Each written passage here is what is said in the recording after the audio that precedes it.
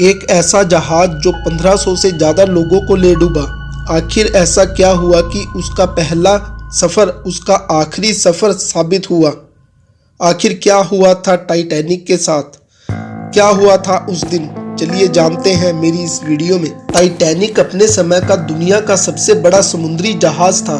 यह उस समय इंसानों द्वारा बनाई गई सबसे बड़ी चीज़ थी। टाइटैनिक जहाज को 31 मार्च 1909 को 3000 लोगों की टीम ने बनाना शुरू किया और सिर्फ 26 महीने में यानी कि 31 मई 1911 तक इसे बना डाला। यह जहाज 3 फुटबॉल ग्राउंड के मैदान जितना बड़ा है। 31 मई 1911 को इसे देखने के लिए 1 लाख से ज़्यादा लोग आए थे। टाइटैनिक 10 अप्रैल 1912 को इंग्लैंड के साउथहैम्पटन से न्यूयॉर्क की ओर रवाना हुआ। 4 दिन सब ठीक ठाक चलता रहा, पर 14 अप्रैल 1912 को रात 11:40 पर वह एक हिम पर्वत के साथ टकरा गया और इसके निचले हिस्से में पानी भरना शुरू हो गया। जहाज के हिम पर्वत से टकराते ही जहाज पर खौफ का माहौल पैदा हो गया। हिम पर्वत से टकराने के लगभग 2 घंटे 40 मिनट के बाद जहाज पूरी तरह समुद्र में समा गया।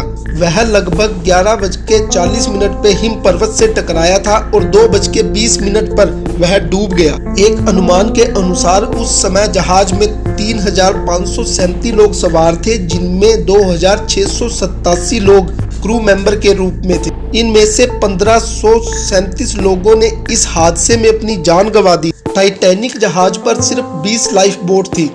अगर ज़्यादा लाइफ बोट होती तो ज़्यादा जानें बचाई जा सकती, और इसका कारण ये भी था जिन्होंने जहाज बनाया था उनको कुछ ज़्यादा ही कॉन्फिडेंस था कि ये जहाज कभी नहीं डूब सकता। इस वजह से इस जहाज पे कम लाइफ बोट्स यूज़ की गई थी। इस दुर्घटना में मरे सिर्फ 306 लोगों की ही लाशें मिल पाई थी। जहाज से टकराने वाला हिम पर्वत लगभग 100 फीट ऊंचा था।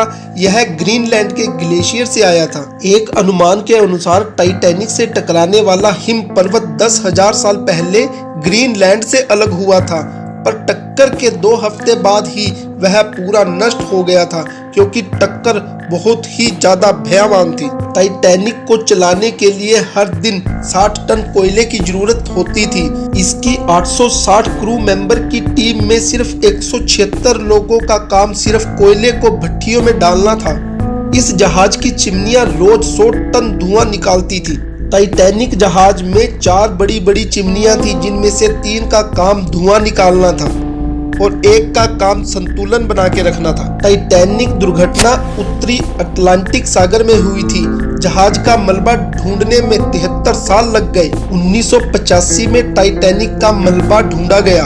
आपको जानकर हैरानी होगी कि समुद्र में टाइटैनिक जहाज के 2 टुकड़े पड़े हुए हैं। दोनों टुकड़ों की आपस में दूरी लगभग 600 मीटर की है।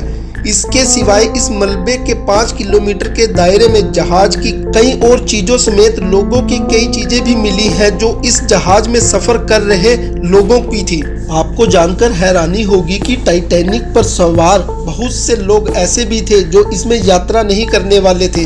दरअसल टाइटैनिक के मालिक की कंपनी व्हाइट स्टार लाइन ने अपने 2 समुद्री जहाज़ों की यात्रा कोयले की कमी के कारण रद्द कर दी थी और इसके यात्रियों के टाइटैनिक में शिफ्ट किया गया था। टाइटैनिक के फर्स्ट क्लास के सफ़र के लिए तकरीबन $4,350 देने पड़ते थे। अगर इसे भारतीय मुद्रा में काउंट किया जाए तो 2,70,000 रुपये बनते हैं। टाइटैनिक शिप में यात्रियों और क्रू मेंबर्स के लिए बहुत अच्छे खाने का इंतजाम था।